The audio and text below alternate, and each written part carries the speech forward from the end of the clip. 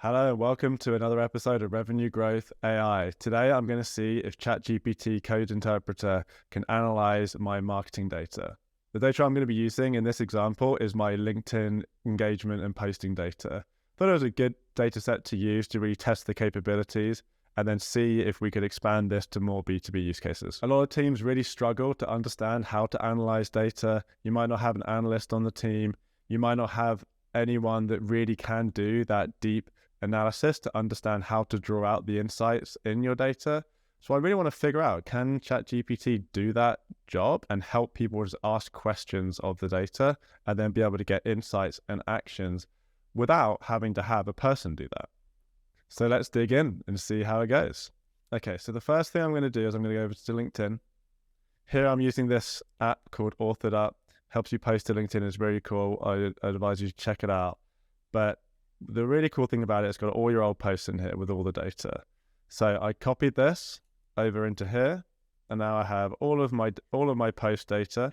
So I think this could be anything in your B2B data set. Obviously, be careful of putting data into ChatGPT. There's a lot of people warning about that. They are, trying to kind of mitigate those fears and get people to be okay with sharing their data, knowing that it can be protected and there will be privacy policies and it won't be used to train and stuff like that. But for now, I'm definitely leaning towards not sharing anything sensitive. My LinkedIn data is not sensitive. It's already out there on the internet. So that's why I chose to use this example. So I would download this, and then I'm going to go over to here, and I'm going to upload this data into here. Okay, it's got the data. So I'm kind of interested in what types are performing best. So help me understand what types of posts perform best. Okay, it's asking for a more detailed understanding of perform best. Okay, so it's going to convert some of the data here to help us do this. So looking at this, image post received the most views on average and get the highest engagement rate. How build a chart to compare engagement across types. Okay, now we can see image posts perform a little bit on average better than text and video. And I want to know, in the last couple of months, is this true as well? Now do this for just the last let's say 3 months. Okay, so it's making sure the date filter is actually a date. Smart move. So the video is getting the most views. Image post gets the most likes. Both image and video posts generate the most comments, but the engagement rate is highest for text posts. So text posts have been performing better in the last few months. So any other insight on types? Posts? See what it comes up with. So it's come up with some ideas here on what we can do, but I actually was asking any other insights.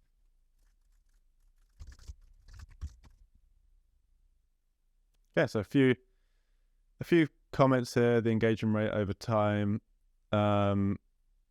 comments to like ratio. Okay, so let's move on from type. I want to know about time. So when, or like what day, time is the best time to post? Show me in a heat map. Okay, so here's my heat map. So looking at this, posts made on Monday and Tuesday afternoons around 3 tend to have high engagement rates. Wednesday afternoon, evening seem to be good times to post. Okay, so it's giving me a general idea. So I just kind of want to ask it. So if I had to post at the same time every week, what would you choose? So afternoon during the week. Okay, interesting. Okay, done a half decent job at giving me some direction here. Now I'm curious about post length. Let's see if there's a relationship between length and engagement. Okay, so first off, obviously we don't actually know the number of words in each post, but we have the full post in here. So it essentially counted all the words in each post and then looked at the correlation. Interesting. So there's almost no linear relationship between post length and engagement. And it's asking, that being said, there might be non-linear relationships at optimal ranges for post length. For example, both very short and long posts might have lower engagement rates with an optimum range in the middle. To explore this, we could create a scatter plot of post length and engagement rate. Would you like to proceed with these? Yes. So I kind of looked at the data, found no patterns, and then came up with a few ideas to really dig into it a little bit more and come up with other ideas. So I think that's pretty smart. That's kind of a good idea, because I can imagine, if like all of your posts at both ends of the spectrum are either really good or really bad, then it's going to kind of negate any relationship. So it's looked now. I created the scatter plot. So as you can see, there's a wide spread of engagement rates for posts of all length. It doesn't appear to be a clear trend indicating that longer or shorter posts consistently receive higher engagement. However, some posts with high engagement rates, which are short in length, there are also some very long posts with lower engagement, which might be pulling the correlation slightly negative.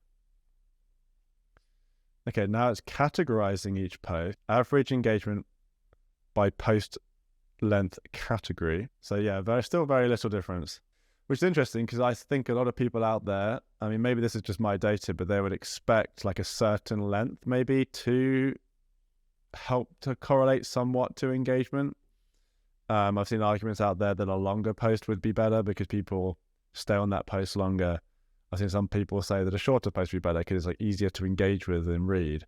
But what this is saying is that I guess that it's really the content and not the length, which is probably, if you really thought about it, that's probably what you would expect.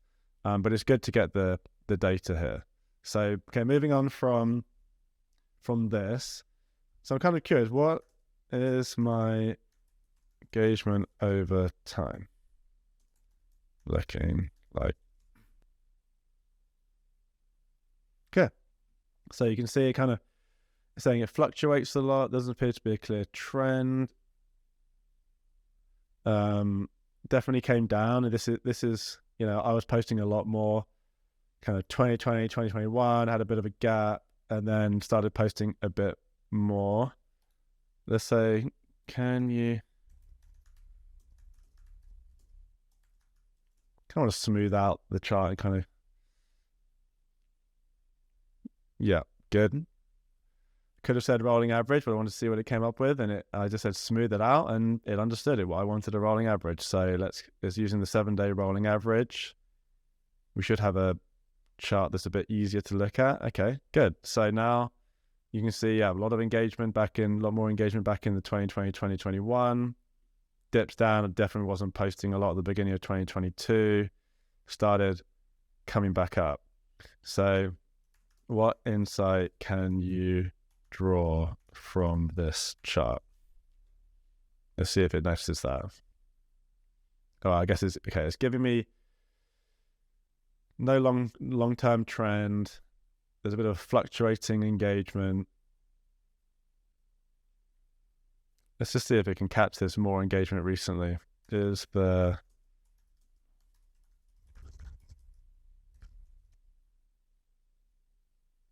is going to be interesting, because it's going to look at the last 3 months and compare it to the overall average, which is probably, so it's actually lower, but it doesn't appear there's been more engagement recently if you compare it to the full chart, which is fair. But then what about compare it to 2022? Okay, so engagement has increased recently compared to 2022. Okay. Just ask, let's see why. Why has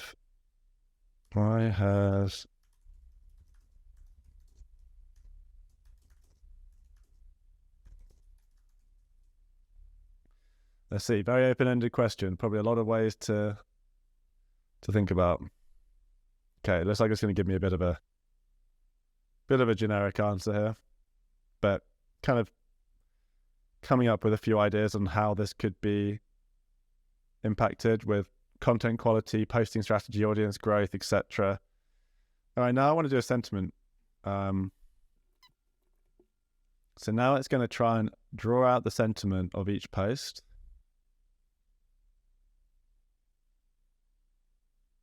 Okay, interesting. So apparently there is a very weak negative correlation. There's basically no linear relationship between sentiment and engagement. So again, that's something that's kind of interesting because I think there's probably a part of me that would have thought that maybe overly negative posts or either highly positive posts could get more engagement, but actually it's not true. There's no linear relationship. Let's have a look. So it doesn't mean it's unimportant. So now it's bringing up topics might achieve higher engagement. So let's look into topics.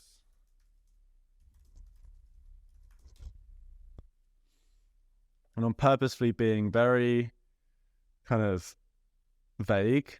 You know, you want to be able to, if this is going to be any good, you want people to be able to like not have to be a data analyst themselves to prompt the AI data analyst to get it to do what you need. You need to be able to just write kind of literally what's on your mind, what you're thinking, what you're trying to understand in just very simple terms, and then the AI to understand really what you're trying to get at and then do the analysis for you. So let's have a look. So what it's done? It has gone through talking about modeling techniques, identifying keywords.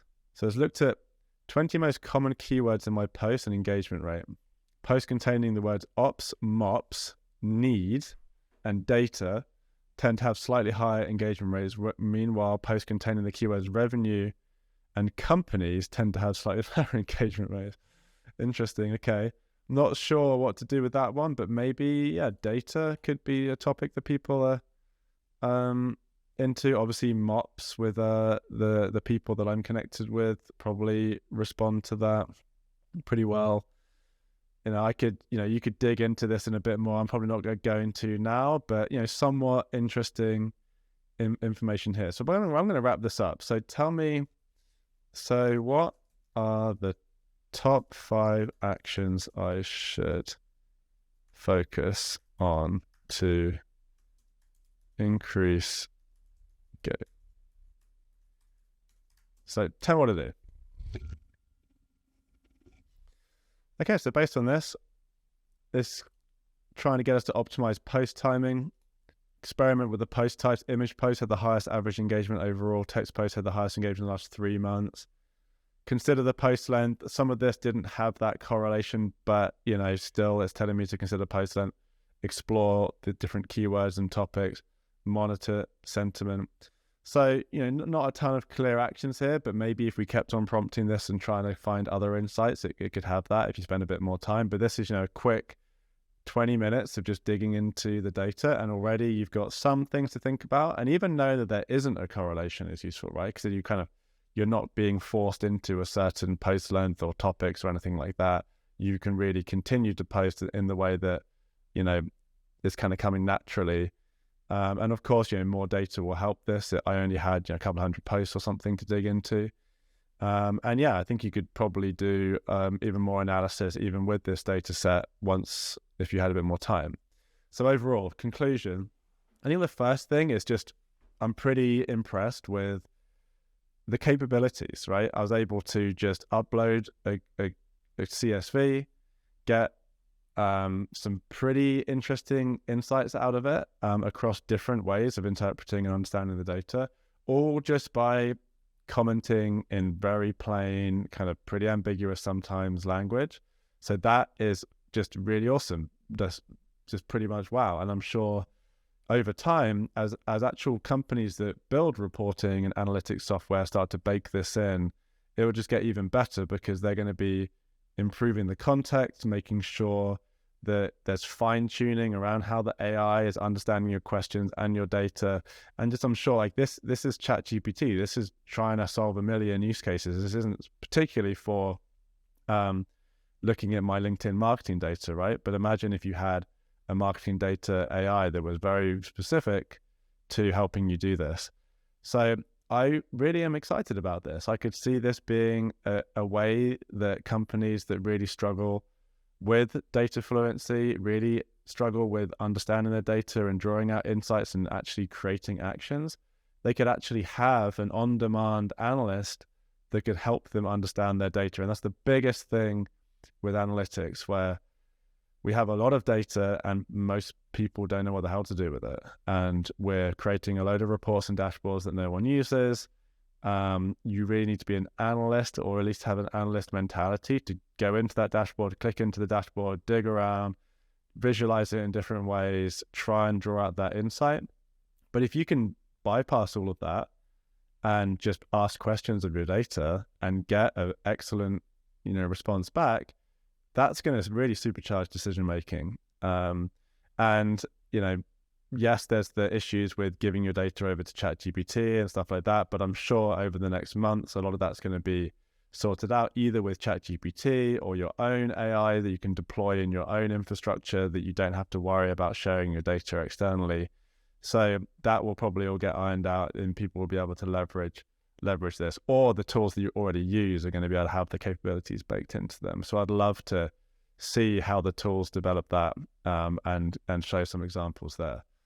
So overall, really excited about this, super interesting. And I feel like I could do a ton of videos just on using the code interpreter to be able to visualize and understand different types of data, and even dig into this. I've still got tons of questions I could ask this, but I didn't want to make the video too long. So let me know what you think. Like, subscribe, comment if you have questions. Happy to do more follow-up videos on this, like I said. And if you have any specific things you want me to dig into, let me know. On this journey together, trying to figure out how AI is going to impact marketing and revenue ops.